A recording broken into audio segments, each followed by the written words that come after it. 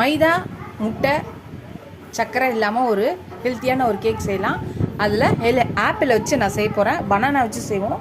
இன்றைக்கி நான் அதில் ஆப்பிள் போட போகிறேன். ஆப்பிளில் தோல் சீவி உள்ளே இருக்க நல்லா எல்லாத்தையும் க்ளீன் பண்ணிவிட்டு அதை கட் பண்ணி வச்சுருக்கேன் பொடியாக. ஃப்ரெண்ட்ஸ், இப்போ ஒரு பவுல் எடுத்துக்கலாம். அதில் நான் ஒரு 2 ஆப்பிளில் தோல் சீவி கட் பண்ணி வச்சுருக்கேன். அதை போட்டுக்கலாம். ஒரு 3/4 கப்பு நாட்டு சர்க்கரை எடுத்திருக்கேன். உங்களுக்கு சப்போஸ் இது பிடிக்கலாம் ஒயிட் சுகர் போட்டுக்கலாம். ஆனால் நாட்டு சர்க்கரை போட்டால் healthy. So melted butter. Suppose உங்ககிட்ட பட்டர் நெய் இல்லைன்னா நீங்கள் எண்ணெய் யூஸ் பண்ணிக்கலாம். வாசனை இல்லாத எண்ணெய் யூஸ் பண்ணிக்கலாம். இப்போ இதை நல்லா மிக்ஸ் பண்ணிக்கலாம்.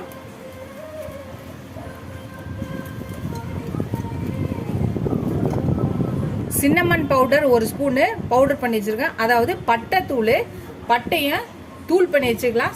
அதை சர்க்கரை கொஞ்சோண்டு போட்டு நான் வந்து இதில் போட்டு கொஞ்சம் நைஸ் பண்ணிக்கினேன். வெண்ணிலா எசன்ஸ் 1/4 ஸ்பூன் ஊற்றிக்கலாம். இப்போ இதே சேர்த்து மிக்ஸ் பண்ணிக்கலாம்.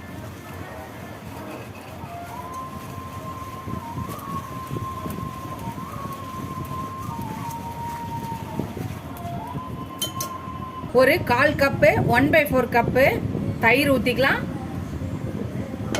இதே சேர்த்து மிக்ஸ் பண்ணிக்கலாம்.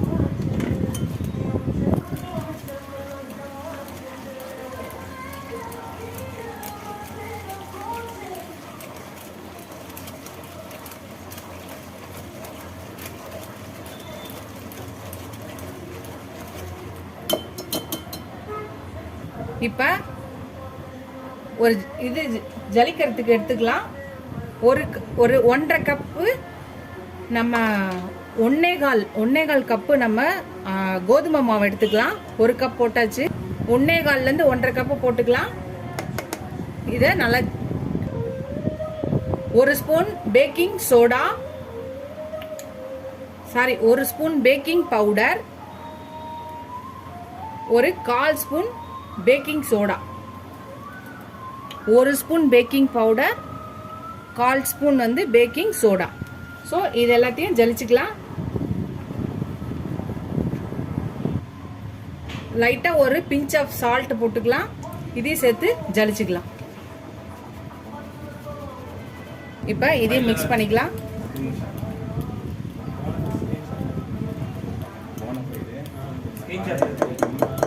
இப்போ ஒரு 1/2 கப்பு பால் எடுத்துக்கலாம். இதையும் ஊற்றிக்கலாம். ஒரு 1/2 கப் பால் ஊற்றிருக்கேன். அதையும் சேர்த்து மிக்ஸ் பண்ணிக்கலாம்.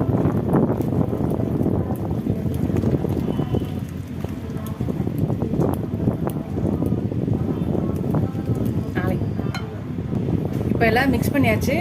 ஒரு கேக் டின்னில் நெய் பட்டர் தடவிட்டு அதில் மைதாவை டஸ்ட் பண்ணி இது மாதிரி வச்சுருக்கேன். சப்போஸ் பட்டர் பேப்பர் இருக்கவங்க பட்டர் பேப்பர் வச்சுக்கலாம். இது மாதிரியே வச்சுக்கலாம். ஸோ இந்த இதுவாக இதில் போட்டுக்கலாம்.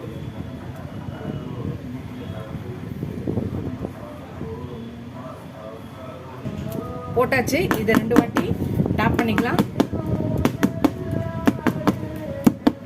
டேப் பண்ணியாச்சு. ஃப்ரெண்ட்ஸ், உள்ள நான் கல் உப்பு போட்டு ஃப்ரீ ஹீட் பண்ணி வச்சுருக்கேன். ஒரு 15 நிமிஷம் இந்த மாதிரி ஸ்டாண்ட் வச்சுட்டு இதை உள்ளே வச்சிடலாம். உள்ளே வச்சுட்டு இந்த பிளேட்டை போட்டு இப்படி மூடி ஒரு 40 to 45 மினிட்ஸ் வைக்கணும். சப்போஸ் நீங்கள் ஓடிஜியோ சப்போஸ் அதில் வந்து நீங்கள் 40 மினிட்ஸ் 180 டிகிரியில் நீங்கள் வச்சு இதை பேக் பண்ணிக்கலாம். மைக்ரோ ஓவன் இருக்கவங்களும் 180 டிகிரி 40 மினிட்ஸ் வச்சு இறக்கிடுங்க. இது வந்து 40லேருந்து 45 மினிட்ஸு.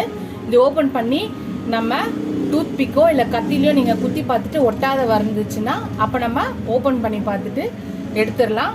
அது வரையும் வேகணும். 40லேருந்து 45 மினிட்ஸ் கடாயில் வச்சிங்கன்னா வேகணும். இதே நீங்கள் குக்கர்லேயும் இதே டைப்பில் வைக்கலாம். கேஸ்கட் போடக்கூடாது, விசில் போடக்கூடாது. இதை 40 மினிட்ஸ்க்கு அப்புறம் பார்க்கலாம். நம்ம ரெடி பண்ண கேக்கு ரெடி ஆயிடுச்சு, எடுத்தாச்சு.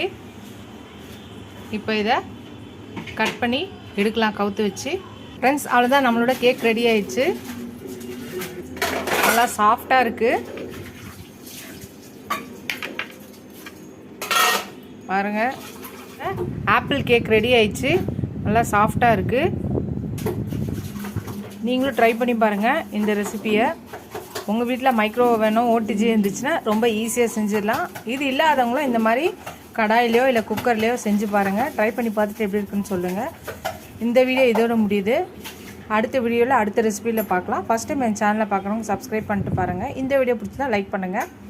உங்கள் ஃப்ரெண்ட்ஸ்க்கு என்னோட சேனலை ஷேர் பண்ணி சப்ஸ்கிரைப் பண்ண சொல்லுங்கள். Tata bye bye friends. Next வீடியோவில் நெக்ஸ்ட் ரெசிபியில் பார்க்கலாம்.